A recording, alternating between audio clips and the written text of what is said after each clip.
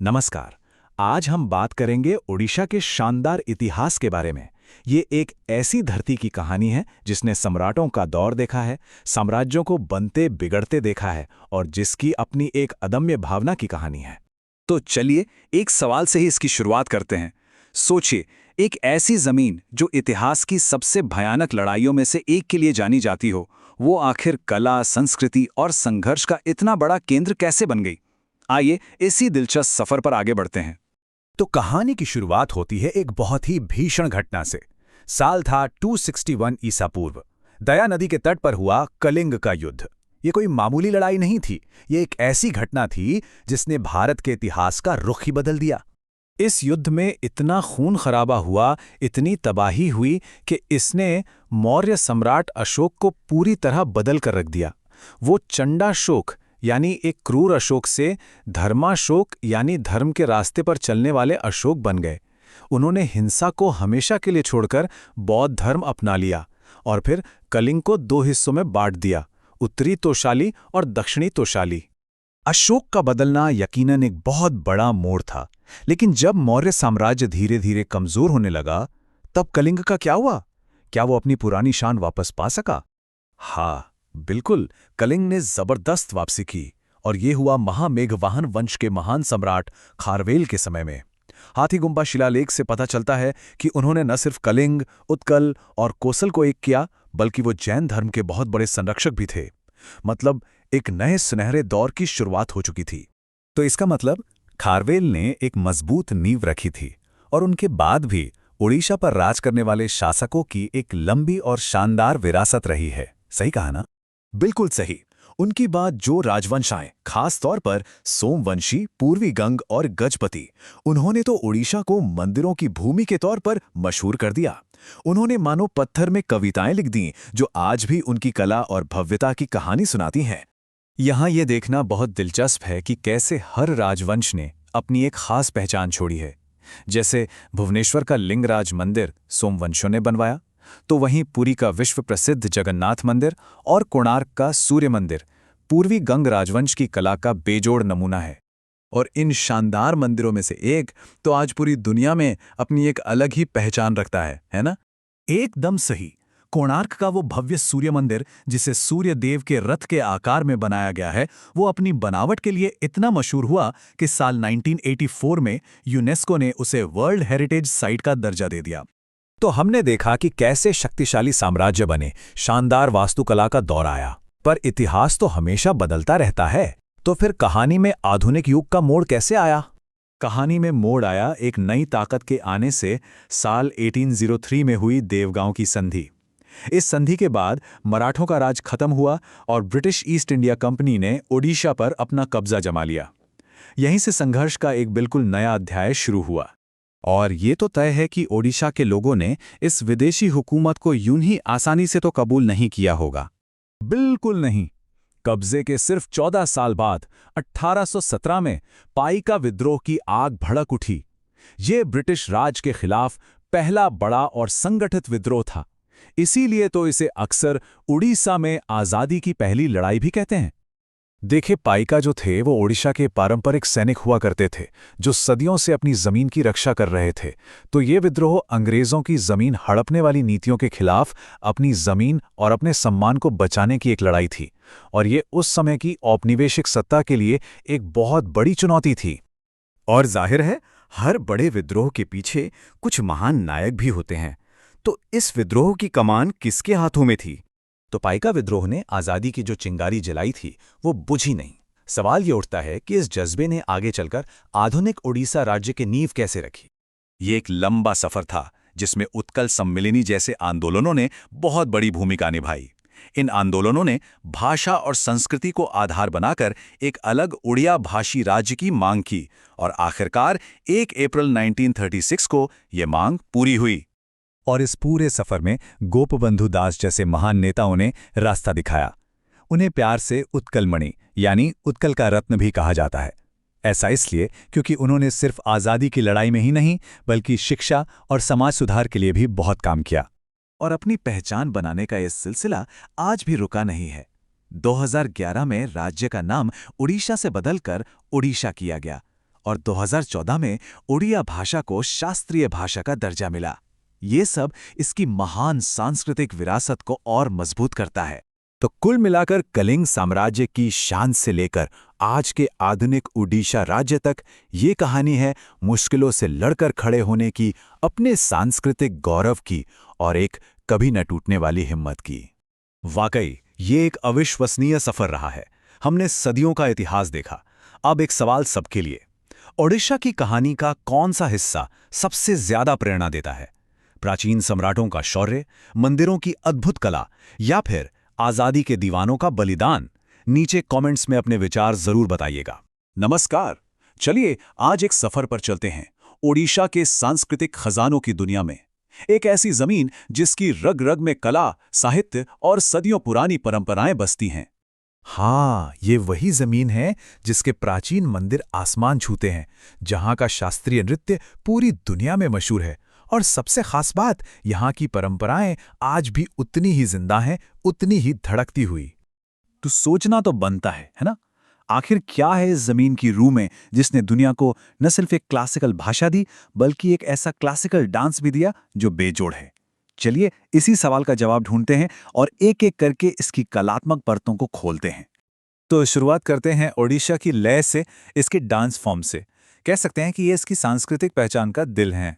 देखिए, ओडिशा के डांस को मोटे तौर पर दो हिस्सों में बांट सकते हैं। एक तरफ तो है ओडिसी, एकदम डिवाइन, दुनिया भर में फेमस क्लासिकल डांस, और दूसरी तरफ है यहाँ के लोक नृत्य जैसे छाऊ और घुमरा। इनमें ना आपको मिट्टी की महक और जिंदगी का जोश महसूस होगा। अब ओडिसी की बात करें तो ये सिर्फ डांस नहीं है, ये पानी की तरह बहती हुई एक कविता है। जी हाँ, ये जल तत्व को दर्शाता है, और वो फ्लूइडिटी, वो तरलता इसके हर एक मूव में दिखती है। इसकी जड़ें जुड़ी है मंदिरों की महारी डांसस से, और इसकी सबसे बड़ी पहचान वो है त्रिभंगी पोज, जिसमें शरीर 3 जगह से मुड़ता है। कमाल का लगता है देखने में। और हाँ, इससे याद रखने की एक मजेदार ट्रिक भी है। ओडिशा के लोग बहुत पानी पीते हैं। सुनने में भले ही सिंपल लगे, पर ये ट्रिक इस डांस के पानी जैसे तरल और जीवन देने वाले नेचर को एकदम सही से पकड़ती है। लेकिन कहानी सिर्फ ओडिसी पर खत्म नहीं होती। बड़े मंचों से दूर ओडिशा के गांवों में, समुदायों में, वहां बसती है लोक नृत्यों की एक अलग ही दुनिया। कहीं छाऊ का मार्शल आर्ट वाला जोश है, तो कहीं गोटीपुआ की भक्ति। हर डांस की अपनी अलग पहचान है, अपनी एक कहानी है। गोटीपुआ की बात तो जरूर करनी होगी। ये एक बहुत ही अनोखा डांस है, जहां छोटे लड़के लड़कियों के कपड़े पहनकर भगवान जगन्नाथ और कृष्ण की भक्ति में नाचते हैं। और जानते हैं, यही डांस, इसी को ओडिसी का प्रीकर्सर यानी उसकी नींव माना जाता है। यहीं से उस महान क्लासिकल डांस का जन्म हुआ। तो डांस की दुनिया से अब आगे बढ़ते हैं और देखते हैं कि यही कलाकारी जब हाथों में आती है तो कैसे ओडिशा के मशहूर हैंडीक्राफ्ट्स की शक्ल ले लेती है। सबसे पहले बात करते हैं पट्टचित्र की। ये कोई आम पेंटिंग नहीं है, ये कपड़े के लंबे से टुकड़े पर कही गई पूरी कहानी होती है। आर्टिस्ट नेचुरल कलर से रामायण, महाभारत जैसे किस्सों को जिंदा कर देते हैं। और इसका गढ़, वो है रघुराजपुर गांव, इस आर्ट का धड़कता हुआ दिल। यहां देखिए, ओडिशा की क्राफ्ट्स में कितनी वैरायटी है। एक तरफ कटक का तारकसी है, चांदी के तारों का इतना बारीक, इतना खूबसूरत काम। तो दूसरी तरफ ढेंकनाल का ढोकरा मेटल वर्क है, एकदम रस्टिक और जमीनी। हर क्राफ्ट की अपनी पहचान है, अपनी एक खासियत। तो हमने डांस देख लिया, क्राफ्ट्स देख लिए, अब रुख करते हैं ओडिशा के साहित्य की तरफ, इसके शब्दों की विरासत की तरफ। ये भी कुछ कम अमीर नहीं है। ओडिया लिटरेचर का सफर भी बड़ा लंबा और शानदार रहा है। ये कहानी शुरू होती है 15वीं सदी के आदि कवि यानी पहले कवि सरला दास से, और फिर सदियों का रास्ता तय करते हुए पहुंचती है मॉडर्न जमाने के गोपीनाथ मोहंती तक, जिन्हें ज्ञानपीठ अवार्ड भी मिला। इन सब ने मिलकर इस भाषा को सींचा है। और इस सफर में एक नाम बहुत अहम है, फकीर मोहन सेनापति। उन्हें यूं ही आधुनिक ओडिया गद्य का जनक नहीं कहते। उनका काम सिर्फ लिटरेचर नहीं था, वो एक सोशल कमेंट्री थी। उन्होंने अपनी कहानियों में आम आदमी की जिंदगी, उसकी तकलीफें, समाज की सच्चाई, इन सबको एक जबरदस्त आवाज दी। देखिए, ये जो टाइटल है ना, आदि कवि, कवि सम्राट, व्यास कवि, ये सिर्फ नाम नहीं है। ये असल में वो प्यार और सम्मान है जो लोगों ने इन महान साहित्यकारों को उनके काम के लिए दिया। ये टाइटल ही बताते हैं कि ओडिया कल्चर में उनका क्या मकाम है। अच्छा, तो हमने डांस, आर्ट और लिटरेचर की बात कर ली। अब देखते हैं कि ये सब चीजें, ये सारे रंग एक साथ कहाँ देखने को मिलते हैं। जी हाँ, ओडिशा के शानदार त्योहारों में। ये त्योहार सच में ओडिशा की लाइफलाइन है। सोचिए, तुरी की रथ यात्रा, जहां आस्था का समुंदर उमड़ पड़ता है। फिर है नुआखाई, जो नई फसल का जश्न है। बाली यात्रा है, जो पुराने समुद्री व्यापार की याद दिलाती है। और रज पर्व, जो नारित्व को सेलिब्रेट करता है। हर त्योहार का अपना एक अलग ही रंग है, एक अलग ही मजा। और धनु यात्रा के बारे में तो क्या ही कहें। जरा सोच कर देखिए, दुनिया का सबसे बड़ा ओपन एयर थिएटर, कोई छोटा मोटा स्टेज नहीं, पूरा का पूरा बारगढ़ शहर एक स्टेज बन जाता है, जहां भगवान कृष्ण की कहानियों को जिया जाता है। कमाल है ना? फिर आती है बाली यात्रा। ये त्योहार हमें उस जमाने में ले जाता है जब ओडिशा एक बहुत बड़ी समुद्री ताकत हुआ करता था। ये उसी गौरवशाली इतिहास को याद करने का तरीका है। इसमें लोग बोयता बंधना की रस्म निभाते हैं। तो इस चार्ट से एक बात तो साफ है, ओडिशा के त्योहारों में जबरदस्त वैरायटी है। कहीं भक्ति है, जैसे रथ यात्रा में, कहीं खेती किसानी का जश्न है, जैसे नुआखाई में, और कहीं इतिहास और व्यापार की यादें हैं, जैसे बाली यात्रा में। और यही डाइवर्सिटी, यही विविधता तो इस कल्चर की जान है। तो कुल मिलाकर हम ये कह सकते हैं कि ओडिशा की संस्कृति म्यूजियम में रखी कोई पुरानी चीज नहीं है। ये एक जिंदा, धड़कता हुआ ताना बाना है, जो डांस, कला, साहित्य और त्योहारों के धागों से बुना गया है और आज भी इसकी पहचान बना हुआ है। तो इस पूरे सफर के बाद एक सवाल तो मन में आता ही है। छाऊ डांस के मार्शल ग्रेस से लेकर फकीर मोहन सेनापति के जबरदस्त लेखन तक, ओडिशा की विरासत का कौन सा हिस्सा है जो सबसे ज्यादा खींचता है? क्या वो डांस की रिदम है, या क्राफ्ट की बारीकी, साहित्य की गहराई है, या फिर त्योहारों का जोश? ये एक ऐसा खजाना है जिसकी हर परत में एक नई कहानी छिपी है। नमस्कार, चलिए आज भारत के पूर्वी तट पर बसे एक ऐसे राज्य की सैर करते हैं जो कुदरती अजूबों से भरा हुआ है। तैयार हो जाइए, एक मजेदार क्विज के जरिए हम ओडिशा के शानदार भूगोल को जानेंगे। तो चलिए शुरू करते हैं। ये रहा हमारा पहला सवाल। क्या कोई अंदाजा लगा सकता है कि हम किस राज्य के बारे में बात कर रहे हैं? और अगर आपने ओडिशा सोचा तो आप बिल्कुल सही हैं। ये राज्य सच में कुदरती अजूबों का खजाना है। बिल्कुल, तो चलिए इन अजूबों के बारे में और जानते हैं। शुरुआत करते हैं सबसे ऊंची चोटी से। ओडिशा की सबसे ऊंची जगह कौन सी है? वो है देवमाली चोटी, जो कोरापुट जिले में शानदार पूर्वी घाट पर्वत श्रृंखला का एक हिस्सा है। और इसकी ऊंचाई है पूरे 1672 मीटर। जरा सोचिए, ये कितनी विशाल होगी। ये नंबर वाकई इसकी भव्यता का एहसास कराता है। अच्छा, पहाड़ों की ऊंचाइयों से उतरकर अब बात करते हैं राज्य की जीवन रेखाओं की, यानी यहाँ की नदियों की। वो कौन सी बड़ी नदियां हैं जो ओडिशा के लैंडस्केप को बनाती हैं? यूं तो ओडिशा में कई नदियां बहती हैं, लेकिन 5 सबसे अहम हैं: महानदी, ब्राह्मणी, वैतरणी, सुवर्णरेखा और ऋषिकुल्या। और जैसा कि हम देख सकते हैं, हर नदी का राज्य के लिए अपना एक अलग ही महत्व है। हीराकुंड बांध, इसका नाम काफी सुना है। क्या ये बात सच है कि ये कोई आम बांध नहीं, बल्कि एक वर्ल्ड रिकॉर्ड होल्डर है? जी हाँ, बिल्कुल। महानदी पर बना हीराकुंड बांध दुनिया का सबसे लंबा मिट्टी का बांध है। ये सिर्फ एक इंजीनियरिंग का कमाल ही नहीं, बल्कि इस पूरे इलाके के लिए एक लाइफलाइन, एक जीवन रेखा है। नदियों से आगे बढ़कर अब बात करते हैं ओडिशा की शांत और सुंदर झीलों की। ये राज्य खास तौर पर 2 कमाल की झीलों के लिए जाना जाता है ना? हाँ, और कमाल की बात यह है कि दोनों एक दूसरे से बहुत अलग हैं। एक तरफ है चिल्का झील, जो एशिया का सबसे बड़ा खारे पानी का लगून है और प्रवासी पक्षियों का स्वर्ग है। तो दूसरी तरफ है अंसुबा झील, जो राज्य की सबसे बड़ी मीठे पानी की झील है। दोनों ही बहुत जरूरी हैं। इन्हें याद रखने की एक मजेदार ट्रिक है। सोचिए कि चिल्का चिल है और समंदर की वजह से खारी है, जबकि अंशुपा मीठे पानी की एक ताज़ा शुरुआत है ना आसान? झीलों से अब आगे बढ़ते हैं उड़ीसा के शानदार झरनों की तरफ। इनमें सबसे ऊंचा कौन सा है? वो है खूबसूरत बरेही पानी झरना। ये सिमलीपाल नेशनल पार्क के घने जंगलों के बीच में है और 2 हिस्सों में नीचे गिरता है। इसकी कुल ऊंचाई है 399 मीटर्स। इसी वजह से ये भारत के सबसे ऊंचे झरनों में से एक गिना जाता है। लेकिन कहानी यहीं खत्म नहीं होती। बड़े ही पानी के अलावा भी ओडिशा में कई शानदार झरने हैं, जैसे कि डुडुमा और खंडाधार झरने। और ये तो जाहिर सी बात है कि जहां इतने सारे कुदरती नज़ारे हों, वहां उन्हें सहेजना भी जरूरी हो जाता है। और यही बात हमें ले जाती है राज्य के शानदार नेशनल पार्क्स और सेंचुरीज की तरफ, जो वाइल्ड लाइफ से भरे पड़े हैं। अच्छा, वाइल्ड लाइफ की बात हो ही रही है, तो एक नेशनल पार्क है जो एक बहुत बड़े और ख़ास रेप्टाइल के लिए दुनिया भर में जाना जाता है। कुछ अंदाज़ा है हम किसकी बात कर रहे हैं? इशारा जरूर भीतरकनिका नेशनल पार्क की तरफ है। ये जगह खारे पानी के विशाल मगरमच्छों के लिए बहुत ही जरूरी है और भारत में उनके सबसे अहम प्रजनन स्थलों में से एक है। और भितरकनिका तो सिर्फ एक शुरुआत है। ओडिशा में संरक्षित जगहों का एक पूरा नेटवर्क है। सिमिलिपाल है, जो बंगाल टाइगर्स का घर है। सतकोसिया है, जहां महानदी एक गहरी घाटी बनाती है। और ऋषिकुल्या नदी का मुहाना, जो ऑलिव रिडले समुद्री कछुओं के लिए एक बहुत ही जरूरी ठिकाना है। तो ये थी ओडिशा के अविश्वसनीय भूगोल की एक तेज तर्रार यात्रा। हमने देखा कि कैसे ऊंची चोटियों से लेकर विशाल नदियों और शांत झीलों तक ये सभी मिलकर एक बहुत ही विविध और जिंदा दिल लैंडस्केप बनाते हैं। सच में ये एक अद्भुत राज्य है। और अब बारी है आपकी जानकारी को परखने की।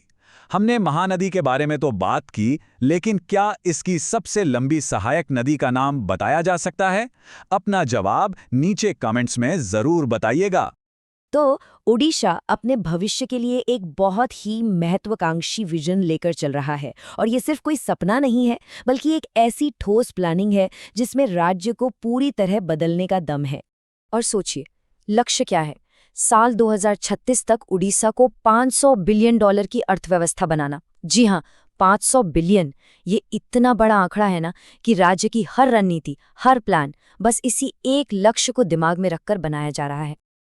तो आज हम इस पूरे ब्लूप्रिंट को समझेंगे। सबसे पहले आर्थिक ब्लूप्रिंट पर नजर डालेंगे, फिर बजट 2024-25 के नंबर्स को जानेंगे, उसके बाद लोगों के लिए जो खास योजनाएं हैं उनकी बात करेंगे, और आखिर में कुछ जरूरी करंट अफेयर्स और नीतियों को भी कवर करेंगे। चलिए शुरू करते हैं। देखिए, किसी भी इतने बड़े विजन को सच करने के लिए ना एक पावरफुल फाइनेंशियल इंजन चाहिए होता है, और ओडिशा के इस सपने के लिए वो इंजन है उसका राज्य बजट। इस साल के बजट का विषय ही अपने आप में पूरी कहानी बता देता है। लोकांग उन्नति, राज्य प्रगति। मतलब लोगों की प्रगति से ही राज्य की प्रगति है। सीधी सी बात है, जब लोग आगे बढ़ेंगे तभी तो राज्य आगे बढ़ेगा, है ना? अब इस विजन को हकीकत बनाने के लिए पैसा तो लगेगा, तो ओडिशा सरकार ने इस बार 3.10 लाख करोड़ रुपए का बजट पेश किया है। इस आंकड़े से आप अंदाजा लगा सकते हैं कि सार्वजनिक निवेश का स्केल कितना कितना बड़ा है। तो सवाल ये है कि ये पैसा जा कहाँ रहा है? सबसे बड़ा हिस्सा आप देखिए शिक्षा को मिल रहा है, लगभग 42,565 करोड़ रुपए। और अगर इसकी तुलना हम आपदा प्रबंधन जैसे जरूरी सेक्टर से करें, जिसे 5,375 करोड़ मिले हैं, तो साफ पता चलता है कि सरकार की प्राथमिकताएं क्या हैं। शिक्षा सबसे ऊपर। बजट में एक और बहुत बड़ा नीतिगत बदलाव हुआ है। जो प्रोफेशनल टैक्स लगता था ना, उसको अब पूरी तरह से खत्म कर दिया गया है। इसका सीधा सा मतलब ये है कि जो वेतनभोगी लोग हैं, उनकी जेब में अब थोड़ा और पैसा बचेगा। लेकिन इसका दूसरा पहलू भी है। इस टैक्स को हटाने से सरकारी खजाने को नुकसान तो होगा, है ना? तो अनुमान ये है कि हर साल सरकार को लगभग 320 करोड़ रुपए के राजस्व का नुकसान होगा। ये एक तरह का ट्रेड ऑफ है लोगों को राहत देने के लिए। अच्छा, आंकड़ों की बात तो हो गई। अब आते हैं उन योजनाओं पर जो इन प्लान्स को आम आदमी तक पहुंचाती हैं।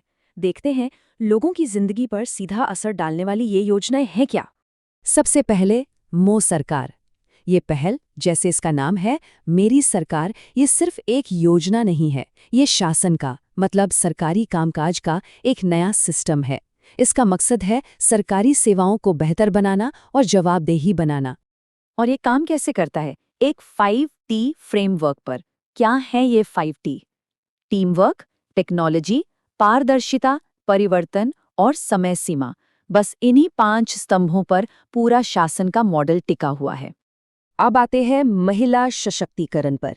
इसके लिए सुभद्रा योजना एक गेम चेंजर साबित हो सकती है। इस योजना के तहत सोचिए 1 करोड़ से ज्यादा महिलाओं को सीधे वित्तीय सहायता दी जा रही है। इसका स्केल देखिए आप, ये इसे देश की सबसे बड़ी योजनाओं में से एक बना देता है। शिक्षा और खासकर लड़कियों की शिक्षा एक और फोकस एरिया है। इसके लिए है मुख्यमंत्री कन्या सुमंगला योजना। इसका मकसद बहुत साफ है, जो लड़कियां आर्थिक रूप से कमजोर परिवारों से आती हैं उन्हें उच्च शिक्षा के लिए प्रोत्साहित करना और वित्तीय सहायता देना। और सहायता भी छोटी मोटी नहीं, स्नातक की पढ़ाई पूरी करने पर हर लाभार्थी को 1,01,000 रुपए की एक मुश्त वित्तीय सहायता मिलती है। ये दिखाता है कि शिक्षा को कितनी अहमियत दी जा रही है। एक और बहुत ही सोची समझी योजना है शहीद माधो सिंह हाथ खर्च योजना। ये खास तौर पर आदिवासी समुदाय के छात्रों के लिए है। कक्षा 9, 10 और 12 के छात्रों को 5,000 रुपए की पॉकेट मनी दी जाती है, ताकि आप जानते हैं छोटे मोटे खर्चों की वजह से उनकी पढ़ाई न रुके। शहरी इलाकों की बात करें तो वहाँ मुक्ता योजना काफ़ी ज़रूरी रोल निभा रही है। इसका दोहरा फ़ायदा है, एक, ये शहरी गरीबों को काम देती है, और दूसरा, इससे जो सामुदायिक प्रोजेक्ट्स बनते हैं उससे स्थानीय बुनियादी ढांचा भी धीरे धीरे सुधर जाता है। तो ये तो हुई योजनाओं की बात, लेकिन प्रगति सिर्फ बजट और योजनाओं से नहीं होती। चलिए अब कुछ हाल की घटनाओं और नीतियों पर भी एक नज़र डालते हैं, जो इस पूरी विकास की कहानी में अपना हिस्सा जोड़ रही हैं। हाल फिलहाल में ओडिशा ने काफी कुछ हासिल किया है। देखिए, मयूरभंज की मशहूर काई चटनी को जीआई टैग मिल गया, जो वहां की आदिवासी संस्कृति को एक पहचान देता है। फिर तकनीक में आगे बढ़ते हुए राज्य ने अपनी एआई नीति को भी मंजूरी दे दी है। और इतना ही नहीं, ओडिशा अब भारत का चौथा सबसे बड़ा मछली उत्पादक राज्य बन चुका है। ये दिखाता है कि विकास हर दिशा में हो रहा है। तो इन सब चीज़ों को अगर हम जोड़कर देखें तो क्या तस्वीर बनती है? एक स्पष्ट आर्थिक विजन, एक रणनीतिक बजट और ऐसी योजनाएं जो सीधे लोगों तक पहुंच रही हैं। ये तीनों चीज़ें मिलकर ओडिशा के आगे बढ़ने का रास्ता तैयार कर रही हैं। लेकिन $500 बिलियन का ये सफ़र अभी लंबा है। तो यहाँ एक बड़ा सवाल उठता है, इस लक्ष्य तक पहुँचने के लिए ओडिशा का अगला बड़ा फोकस क्षेत्र क्या होना चाहिए? कौन सा ऐसा सेक्टर है जहां निवेश और नीति पर सबसे ज्यादा ध्यान देने की जरूरत है? इस पर सोचना जरूर। नमस्कार। चलिए आज बात करते हैं उड़ीसा की। समझेंगे कि कैसे ये एक आधुनिक राज्य बना और इस सफर के सबसे अहम पड़ाव कौन-कौन से थे। तो सबसे पहला और बुनियादी सवाल कि आखिर भाषा के आधार पर भारत का पहला राज्य बनाने की जरूरत ही क्यों पड़ी? ऐसी क्या वजह थी कि ओडिशा को एक अलग पहचान चाहिए थी? असल में इसकी जड़ें पहचान के एक संकट में थीं। देखिए, जो ओडिया बोलने वाले लोग थे वो बंगाल, मद्रास और मध्य प्रांत जैसे बड़े-बड़े प्रशासनिक इलाकों में बटे हुए थे, और डर ये था कि कहीं उनकी अपनी भाषा और उनकी जो अनोखी संस्कृति है वो धीरे-धीरे खत्म न हो जाए। तो इस सोच को हकीकत में बदलने का सफर कैसा रहा? वो कौन से बड़े मोड़ थे जिन्होंने एक अलग प्रांत की नींव रखने में मदद की? ये सफर कोई छोटा-मोटा नहीं था, बल्कि पूरे 3 दशक तक चला। 1903 में उत्कल सम्मेलन के साथ एक संगठित आवाज उठी, फिर कई समितियों की जांच पड़ताल हुई और आखिरकार 1931 में ओ'डॉनल समिति ने सिफारिश की, जिसने एक नए राज्य के लिए जमीन तैयार कर दी। अब इतना बड़ा आंदोलन था तो जाहिर है इसके पीछे कुछ बड़े चेहरे भी होंगे। कौन थे वो लोग जो इस बदलाव को आगे बढ़ा रहे थे? इस आंदोलन का सबसे बड़ा और अहम चेहरा थे मधुसूदन दास। उन्हें लोग प्यार और सम्मान से उत्कल गौरव यानी उत्कल का अभिमान भी कहते थे। उन्होंने ही ओडिया भाषी लोगों को एक झंडे के नीचे लाने के लिए अपनी जी जान लगा दी थी। और फिर वो ऐतिहासिक दिन आया 1 अप्रैल 1936। इसी दिन उड़ीसा ने बंगाल, बिहार, उड़ीसा प्रांत से अलग होकर भाषा के आधार पर बने भारत के पहले राज्य के रूप में जन्म लिया। ये वाकई एक बहुत बड़ी उपलब्धि थी। ठीक है, राज्य तो बन गया, पर अब सवाल था कि इसकी बागडोर कौन संभालेगा। चलिए जरा शुरुआती नेतृत्व पर एक नजर डालते हैं। उस वक्त का सिस्टम थोड़ा अलग था। एक तरह से दोहरी व्यवस्था थी। सर जॉन ऑस्टिन हबैक को अंग्रेजों ने पहले गवर्नर के तौर पर नियुक्त किया, जो कि ब्रिटिश शासन के प्रतिनिधि थे। वहीं कृष्णचंद्र गजपति राज्य के पहले निर्वाचित प्रीमियर बने, जो लोगों के चुने हुए नेता थे। फिर भारत आजाद हुआ और इसके साथ ही प्रीमियर का पद बदलकर मुख्यमंत्री का पद हो गया। और स्वतंत्र ओडिशा के पहले मुख्यमंत्री बनने का गौरव मिला हरे कृष्ण मेहताब को। ये तो हुई इतिहास की बात। अब जरा आज की राजनीतिक संरचना पर एक नजर डालते हैं। देखिए, भारत के कुछ राज्यों में कानून बनाने के लिए 2 सदन होते हैं, एक विधानसभा और एक विधान परिषद। लेकिन ओडिशा में एक सदनीय व्यवस्था है। इसका मतलब ये है कि यहाँ सिर्फ एक विधानसभा है जो राज्य के लिए सारे कानून बनाती है। तो फिर इस एक सदन यानी विधानसभा में जो पूरे राज्य की आवाज है जनता की तरफ से, कितने सदस्य होते हैं? ओडिशा की अपनी विधानसभा में कुल 147 सदस्य हैं। यही 147 विधायक राज्य के मामलों को देखते हैं। और जब बात राष्ट्रीय स्तर की आती है तो ओडिशा की आवाज बुलंद करने के लिए 21 सदस्य लोकसभा में और 10 सदस्य राज्यसभा में भेजे जाते हैं। लेकिन कोई भी राज्य सिर्फ अपनी सरकार या राजनीति से तो नहीं जाना जाता, है ना? उसकी पहचान तो उसकी संस्कृति और उसके प्रतीकों से बनती है।